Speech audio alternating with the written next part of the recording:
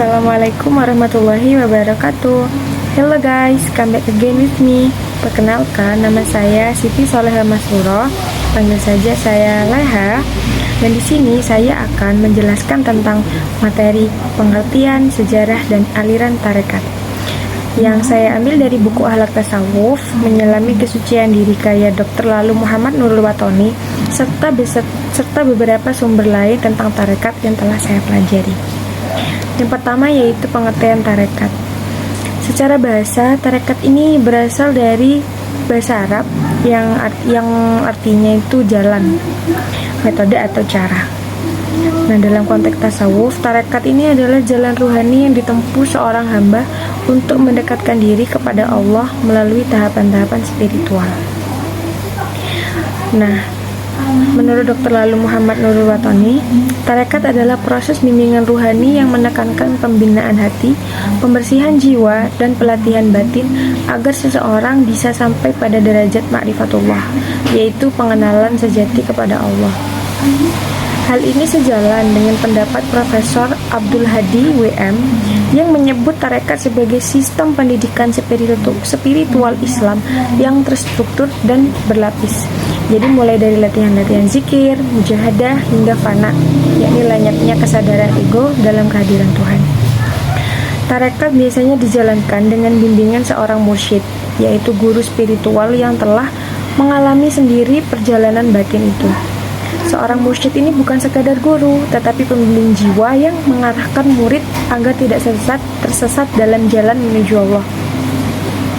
Selanjutnya yaitu sejarah perkembangan tarekat. Pada masa awal Islam, praktik tasawuf ini lebih bersifat individual.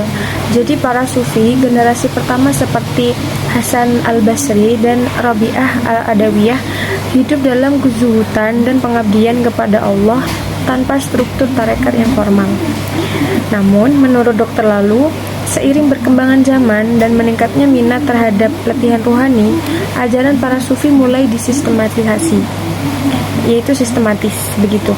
Jadi, cara yang menjadi awal munculnya tarekat sebagai lembaga spiritual. Mereka ini lalu membentuk kelompok, memiliki silsilah amalan khusus dan metode pembinaan rohani yang teratur. Di sisi lain, menurut kajian Profesor Ahmad Mustafa, tarekat sebagai institusi mulai dikenal luas pada abad ke-9 hingga 12 Masehi, terutama di kawasan Timur Tengah. Dari sana, tarekat menyebar ke berbagai belahan dunia Islam termasuk Nusantara sendiri. Di Indonesia, tarekat ini berperan besar dalam dakwah dan pendidikan masyarakat. Banyak pesantren menjadi basis penyebaran tarekat seperti Qadiriyah wa Naqsyabandiyah yang berkembang di Jawa Barat atau Syatariyah yang populer di Sumatera Barat.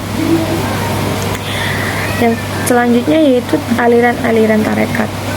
Nah, dalam buku Akhlak Tasawuf dijelaskan bahwa tarekat besar ini, beberapa tarekat besar yang berpengaruh, yaitu yang pertama adalah tarekat Qadiriyah. Didirikan oleh Syekh Abdul Qadir Al-Jailani di Baghdad. Ciri khasnya yaitu zikir jahar atau zikir dengan suara keras.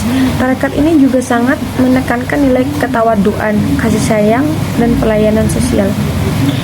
Yang kedua yaitu tarekat Naqsyabandiyah.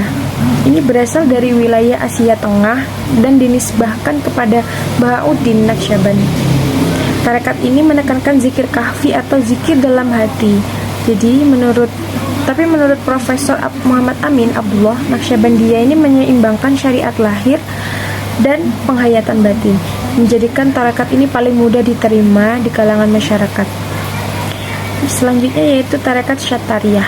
Tarekat ini berasal dari India dan diperkenalkan ke Indonesia melalui ulama Minangkabau. Salah satu ciri khasnya yaitu suluk yang lebih cepat, tetapi tetap memegang teguh syariat. Dikenal sebagai tarekat yang aktif dalam pembentukan moral dan disiplin. Selanjutnya yaitu ada tarekat Tijaniyah.